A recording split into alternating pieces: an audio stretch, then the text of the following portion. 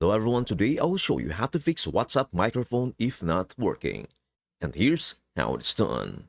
1. Check microphone permission.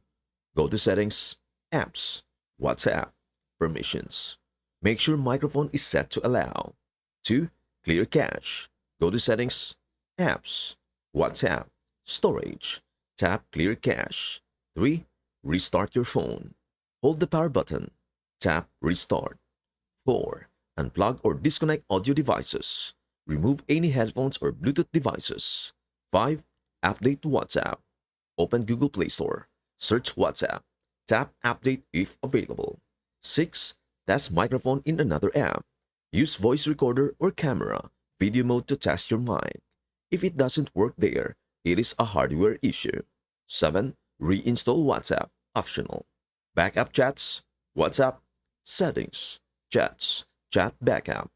And install and reinstall from Play Store. And that is everything you know about how to fix WhatsApp microphone if not working. Before we end, may I humbly ask you a favor. Please do like, share, and subscribe to our channel. This means the world to us. Thank you so much for watching. We hope to see you in our next video.